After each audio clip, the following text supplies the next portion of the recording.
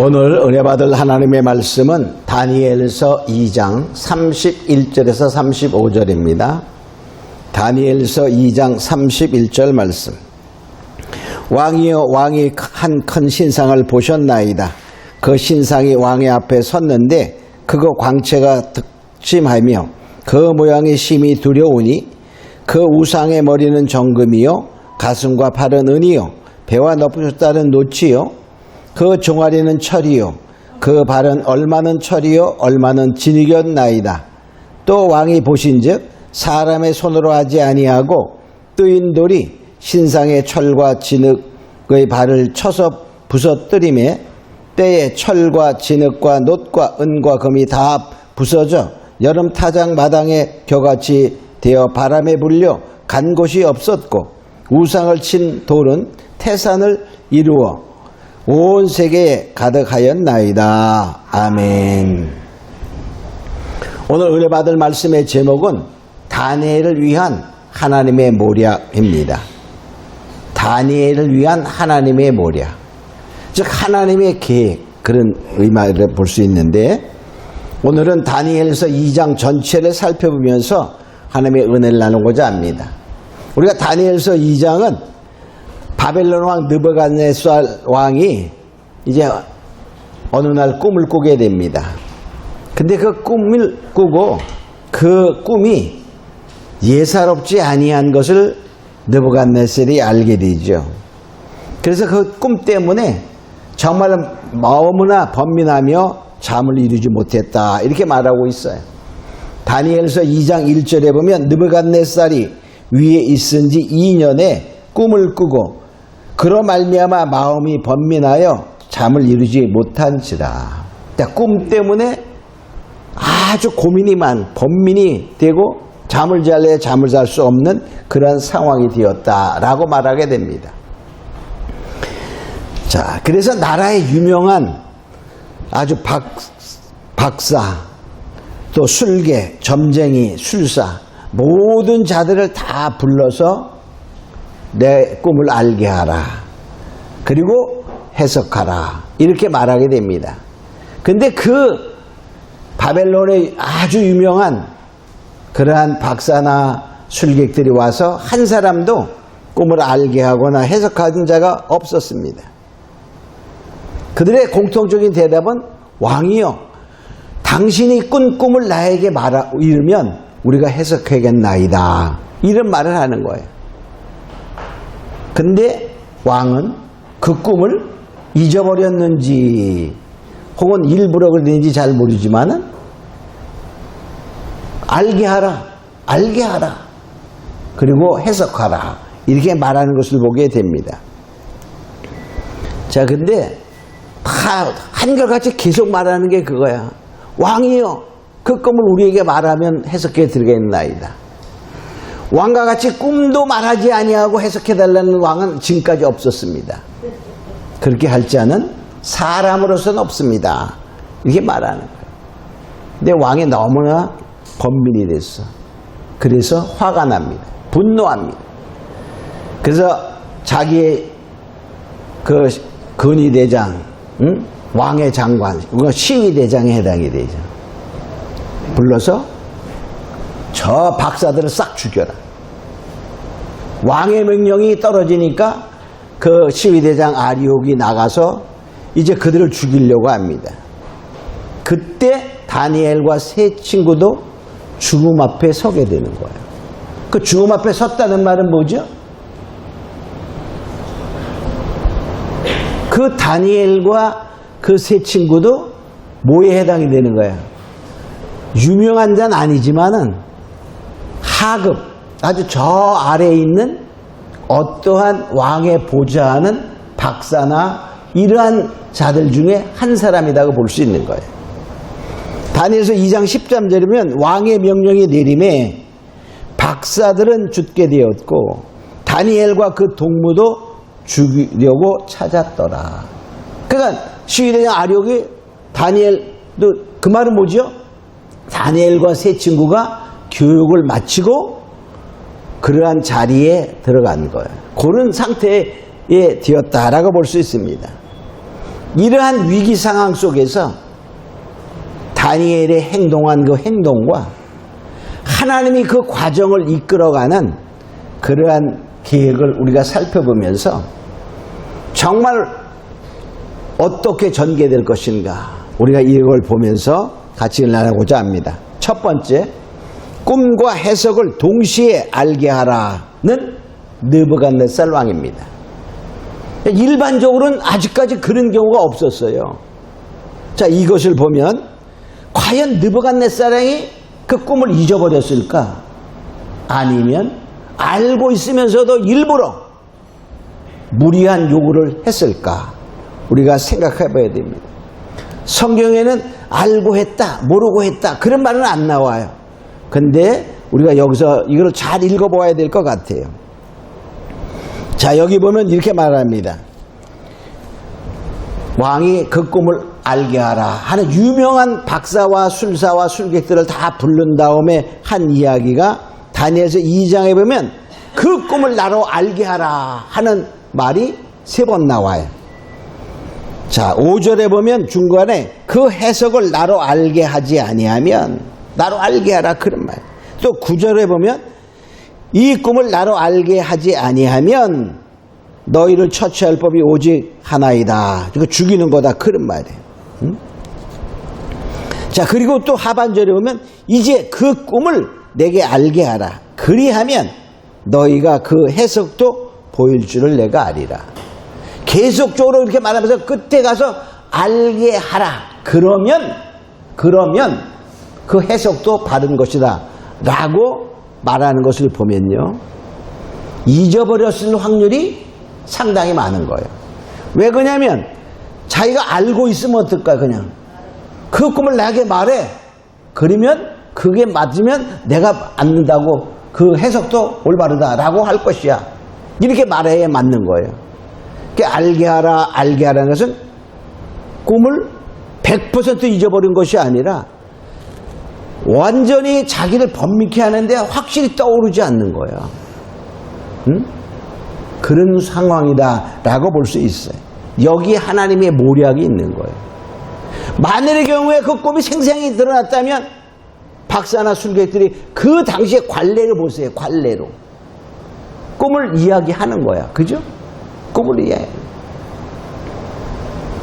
자, 그랬는데 계속적으로 알게 하라 하면서 그러면 해석도 바른 것으로 알게 하겠다라는 것은 생각이 나긴 나는 듯 하면서 확실하게 알아지지 않는 번민하게 만드는 그러한 상당한 그 부분을 잊어버렸다 이렇게 볼 수 있습니다. 만일에 잊어버리지 않았다면은 그 술사들이나 이런 사람들이 막 요구할 때에 그래, 이 꿈은 이거야. 왜? 지금까지도 그렇게 왔으니까.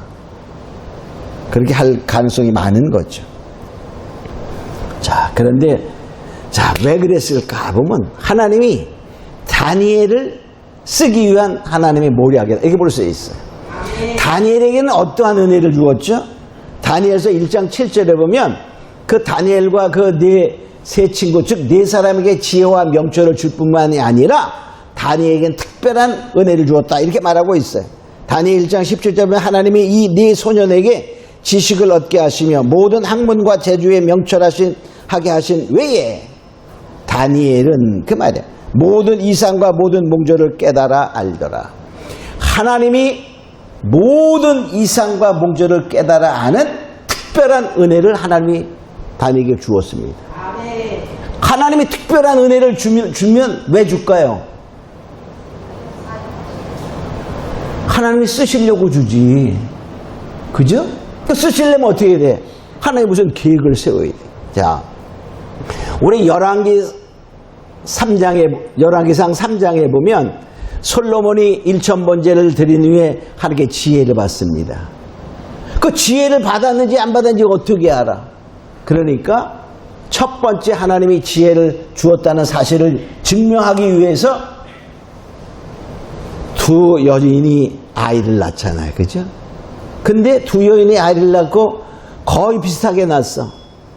자, 그리고 같이 잠자다가 한 여인이 그 아이 하나를, 자기 아이를 이렇게 엎드렸는지 어떻게 했는지 그 아이가 죽었어요. 깔려 죽은 거야, 쉽게 말하면. 근데 몰래 바꿔놨잖아요. 그렇죠?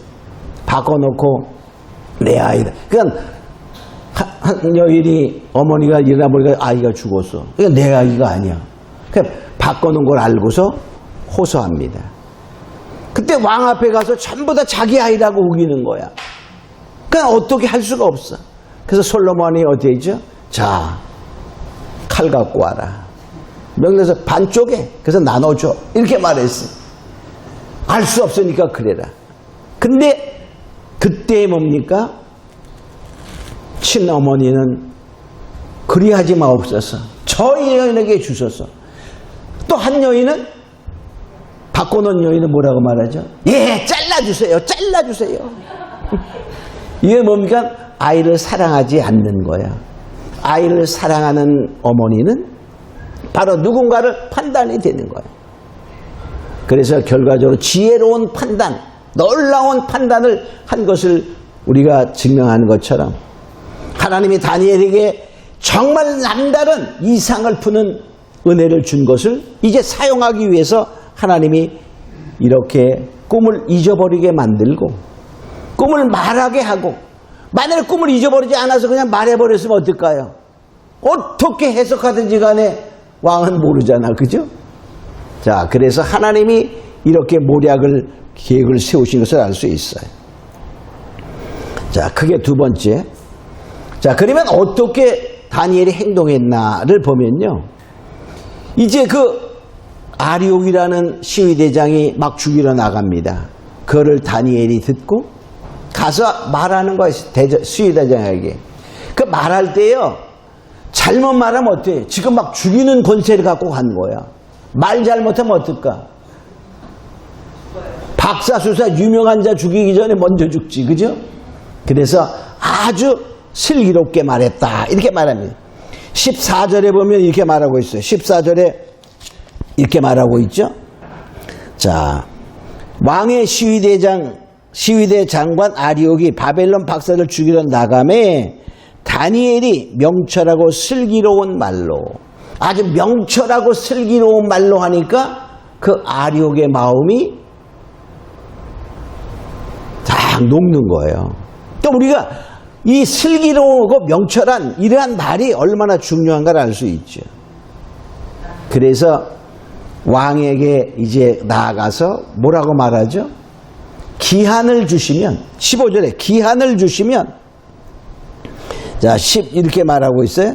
16절에 다니엘이 들어가서 왕께 구하기를 기한하여 주시면 왕에게 그 해석을 보여드리겠나이다. 이렇게 16절에 말하고 이제 집으로 돌아오게 됩니다. 허가를 받았어요. 그러니까 거기서 슬기로운 아주 명철한 말을 했기 때문에 가능했었어요. 우리도 정말 슬기로운 명철한 말 하는 자들을 원합니다. 그 슬기로운 명철한 말이 뭐냐? 그때 하나님께 기도하고 하나님의 감동을, 성령의 감동을 주신 말씀으로 하는 게 슬기롭고 지혜로운 자입니다. 자, 그래서 다니엘은요, 와서 뭐라고 말하죠? 친구들은 이제 말합니다. 18절에 보면, 2장 18절, 하늘에 계신 하나님이 그 은밀한 일에 대하여 긍휼히 여기사 자기 다니엘과 동무들과 바벨론의 다른 박사와 함께 죽임을 당치 않게 하기를 그들로 구하게 하니라. 그러니까 그 두 번째로 한 것이 하나님의 긍휼을 구하며 기도했다는 것이죠. 결과적으로 명철한 말로 하면서 우리가 할 것이 뭐죠? 하나님의 긍휼을 구하는 자가 되어야 된다는 거예요. 하나님이 긍휼을 구한다는 말은 하나님이 나를 불쌍히 여기소서, 그런 의미도 되지만은 하나님의 은혜를 전적으로 믿고 구하는 것이 되는 것입니다. 그러니까 다니엘은요, 저 하나님을 전적으로 의지하고 신뢰하며 절대적인 믿음을 가지고 나아간 걸 알 수 있어요. 왕이 기한하여 주시면 내가 그것을 보이겠나이다 라고 말할 수 있었다는 것은, 나는 하나님께 내가 기도하고 하나님이 알려주실 것을 믿었다는 것이에요. 믿었다는 거예요. 그래서 그 절대적으로 신뢰하는 믿음이 위로부터 오기를 원합니다. 마태복음 21장 22절이면 너희가 기도할 때 무엇인지 믿고 구하는 것은 다 받으리라. 그러니까 우리가 구하기 전에 믿어지는 거야. 그런 애 있기를 원합니다. 하나 기도하면서도 언제 되나 막 그게 아니라 그냥 믿어지는 거야. 믿어지는 거. 그거는 내가 믿는 게 아니라 그냥 믿어지는 거야. 그리고 기도하면. 그러니까 믿어져도 뭐죠? 가만히 있으면 하나님도 기다리시는 거예요. 바로 우리가 위기 속에 하나님을 절대 신뢰하는 믿음이 위로부터 오기를 원합니다. 자, 그럴 때 우리가 전적으로 기도해야 되는 거야. 예레미야 33장 3절에 보면 너는 내게 부르짖으라. 내가 내게 응답하겠고 내가 알지 못하는 크고 비밀한 일을 내게 보이리라. 우리가 그 믿고 기도하면 하나님이 응답하시는데 그때 부르짖으며 기도하면 하나님이 정말로 놀라운 비밀들을 보여주신다. 그런 거예요. 그 결과는 뭐였어요? 그가 이렇게 가난케 긍휼을 구한 기도의 결과는 19절에 나오죠. 다니엘서 2장 19절에 보면 이에 은밀한 것이 밤에 환상으로 다니엘에게 나타나 보임에 다니엘이 하늘에 계신 하나님을 찬송하니라. 자, 하나님이 은밀한 것을 하나님이 보여줬어요. 모처럼 느부갓네살이 꿈꾼 그 왕의 내용을 그대로 보여주는 거예요. 그대로. 멋있잖아. 그죠? 하나님을 믿고 기도했더니 그 누구도 알 수 없는 그것을 하나님이 보여주었다. 그런 말이에요. 자, 세 번째 바로 꿈의 내용과 해석입니다. 그러니까 이제 다니엘이 왕에게 나아갔어요. 그죠? 나아가서 이제 오직 먼저 하나님께 영광을 돌리는 거야. 내가 한 것이 아닙니다. 내가 한 겁니다. 우리가 잘못하면 교만하면 내가 이제 해석하겠습니다. 이렇게 하는 게 아니라 여기 28절에 보니까 이렇게 말해요. 자, 28절에 오직 은밀한 것을 나타내실 자는 하늘에 계신 하나님이시라. 그가 느부갓네살 왕에게 후일에 될 일을 알게 하셨나이다. 이제 꿈의 내용을 말하러 가서 이 내용은 하나님이 하셨다 하는 것을 하나님께 영광을 돌리며 말하는 것을 알 수 있죠. 우리도 모든 것은 내가 하는 것이 아니라 하나님이 힘주시고 하나님이 능 주셔서 한다는 사실로 하나님께 영광을 돌려야 됩니다. 근데 우리가 꿈의 내용을 말합니다.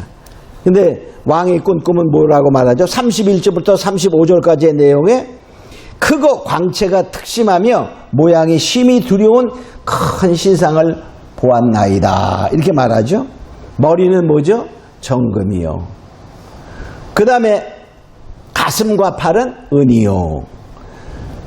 또 배와 넓적다리는 노치요. 종아리는 철이요. 발은 철과 흙이요.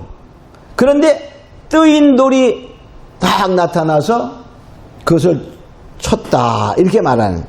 자, 그 뜨인 돌이 신상을 부서뜨리고 태산을 이루었다. 이런 것을 말하게 됩니다. 이제 그러면서 해석을 하죠. 자, 해석은 이랬어요. 금머리는 왕입니다. 그러니까 금머리는 바벨론입니다. 그런 말이에요. 즉 가슴과 팔의 은은 뭐죠? 왕만 못한 나라가 쓸 것입니다. 그러나 왕의 나라가 이제 끝나면 왕보다 좀 못한 나라가 설 것입니다. 또 배와 넓적다리 놋은 놋과 같은 나라가 설 것입니다. 그 다음에 철, 종아리는 철이다. 철과 같이 강한 나라가 아주 설 것이다. 그 다음에 발의 철과 진흙은 나라가 철과 진흙이 섞인 것처럼 나누일 것입니다. 즉 여러 나라, 열국시대가 될 것입니다. 그런데 뜨인 돌이 와서 그것을 칩니다. 그 말은 뭡니까? 세상이 다 이제 깨트려진다는 거죠. 그리고 뜨인 돌이 태산이 이루었다는 것은 영원한 하나님 나라가 설 것입니다 하는 것을 우리가 풀이해 줍니다. 근데 그 역사적으로 보면 금머리보다 못한 은혜 나라가 뭐죠? 왕만 못한 나라. 즉 바벨론 다음에 메데 바사. 역사의 페르시아라는 나라죠. 그 다음에 노세 나라는 뭐죠? 배와 넙조다리 노세 나라는 그 다음에 일어난 헬라. 알렉산더 왕이 세운 헬라. 그 다음에 철은 로마. 아주 강했죠. 아주 강했어요. 그 다음에 로마가 망하고 여러 나라가 이루어지는 지금이 바로 그 열국시대야. 응? 그래서 얼마는 강하고. 그러니까 우리는 이 나라가 세상에 여러 나라가 딱 열나라는 뜻이 아니라 많은 나라 그런 말이에요. 철이 있는 강한 어느 나라는 강하죠. 어느 나라는 흑의 나라 아주 약한 나라 이게 섞여 있어요. 자 이러한 것인데 이제 영원한 하나님의 나라가 이루어질 것입니다. 이렇게 해석하는 것을 보게 됩니다. 근데 꿈을 딱 맞추는 순간에 느부갓네살이 절대적으로 다니엘을 신뢰하는 거예요. 물론 다니엘이 하나님이 해석했으니까 당연히 맞지만 바로 느부갓네살 왕이 다니엘이 그 꿈을 알게 하는 것을 그러니까 자기가 다니엘의 이야기를 딱 듣는 순간에 그 꿈이 확연히 살아나는 거예요. 그래서 결과적으로 뭐가 되죠? 네 번째 느부갓네살이 하나님을 찬양하고 하나님을 높이고 또한 다니엘을 높이시는 그러한 것을 보게 됩니다. 그래서 결과적으로 뭐냐? 하나님은 믿음의 사람을 썼어요. 다니엘. 그리고 뭐죠? 하나님은 스스로 찬양받으셨어요. 그리고 또한 그 믿음의 사람을 높여주는 거예요. 자, 이런 걸 보면서 우리가 다니엘 여기 2장 47절에 봅니다. 너의 하나님은 참으로 모든 신의 신이요 모든 왕의 주제시로다. 바로 그 하나님을 높이는 그러한 느부갓네살 왕의 모습을 보게 됩니다. 또 다니엘에게는 어떻게 했죠? 2장 48절에 왕이 이에 다니엘을 높여 귀한 선물을 많이 주며 세워 바벨론 온 도를 다스리게 하며 바벨론 모든 박사의 어른을 삼았더라. 그러니까 다니엘은 아주 지금 몇 살쯤 됐을까? 많이 먹어야 20살이야. 20살. 그쯤 됐는데 온 도를 다스리는 그러니까 오늘날로 말하면 왕 다음 가는 총리에 해당되는 거예요. 모든 박사의 어른이야. 그러니까는 여러분 만일에 20살 됐는데 국무총리 됐다고 한번 생각해 보세요. 응? 이 당시는 우리나라의 국무총리가 아닙니다. 그 정도가 아니야. 세계를 다스리네. 세계를 다스리네. 야, 하나님이 높이시니까 그냥 포로로 잡혀와서 비실비실 있다가 응? 아주 하급 관리로 있었던 거야. 하급 관리로. 그러다가 하나님이 그 꿈을 하나님이 느부갓네살에 주시고 이건 전적인 다니엘을 높이기 위한 하나님의 기가 막힌 모략이다. 이렇게 볼 수밖에 없어요. 자, 또 세 친구는 그냥 덩달아 한 게 뭐 있어요? 다니엘이 시키는 대로 한 거야, 그냥. 응? 친구 따라 강남 가니까 거기 따뜻했다. 그런 말이야. 자, 그래서 결과적으로 이 다니엘이 친구들을 부탁하는 거예요.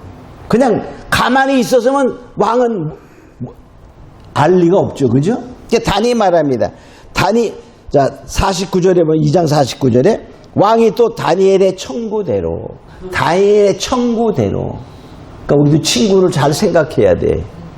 같이 기도하고 기도의 동지들 할렐루야 그런 걸 같이 생각해야 돼. 사드락과 메삭과 아벳느고를 세워 바벨론 도의 일을 다스리게 하였고 바벨론 도를 다스렸다는 말 바벨론에 여러 가지 도가 있어요. 도. 오늘날에 말하면 뭐가죠? 강원도, 경기도 뭐 이런 거야. 이런 도의 우두머리를 세운 거야. 오늘날의 도지사, 지방장관을 삼은 것을 보게 됩니다. 자, 이걸 보면서 우리가 정말 하나님이 우리에게 은혜를 주시고 하나님이 그 은혜를 사용하도록 사건도 만드시고 할렐루야 하나님이 쓰실 줄로 믿습니다. 자, 그런데 뭐냐, 여기에서 그냥 쓰는 게 아니야. 반드시 위기를 어떻게 슬기롭게 하나님을 신뢰하고 믿으며 나아가느냐가 중요한 거예요. 하나님의 모량은 순탄치만 한 것이 아니에요. 위기의 상황에서 하나님을 절대적으로 의지하고 신뢰하며 기도하며 나아가는 그러한 자들을 하나님이 은혜 주시고 쓰신다는 사실을 기억하고, 우리가 더 어떠한 위기가 올 때마다 주님을 바라보며 신뢰하며 나아가고 하나님을 믿으며 기도하며 나아갈 때에, 결단하며 나아갈 때 하나님이 역사하셔서 하나님이 영광 받으시고 우리에게는 그 모든 것에 축복으로 돌아오게 하신 것입니다. 이걸 알고 우리는 다니엘처럼 정말 주님을 절대로 신뢰하며 나가는 자가 되고 기도하의 자가 되고 하나님의 긍휼을 얻기 위해 기도하는 자가 될 때 하나님이 우리에게 축복의 축복을 다 주려 믿습니다. 우리 정말 하나님의 모략은 기가 막힌 것을 알고 나를 향한 하나님의 모략이 무엇입니까? 라고 우리가 기도하며 승리하며 축복을 쟁취하는 자 되기를 원합니다. 우리 다 같이 잠깐 기도합니다. 고마우신 아버지 하나님 감사합니다. 우리가 다니엘을 위한 하나님의 모략은 정말 우리의 상상을 초월하는 정말 느부갓네살에게 꿈을 꾸게 하시고 그것을 또한 잊게 하시고 하나님께서 역사하신 그 모습을 보면서 다니엘이 정말 주님을 절대로 신뢰하며 기도하는 가운데 축복에 축복을 더하며 하나님은 영광 받으시고 또한 그를 높이며 그의 친구들을 높인 것을 보면서 우리도 정말 다니엘같이 하나님을 절대로 의지하고 신뢰하며 믿음의 사람이 되어서 하나님의 기획한 모든 축복을 누리는 자들이 되게 하옵소서. 감사하고 믿사하며 예수님의 이름으로 기도합니다. 아멘.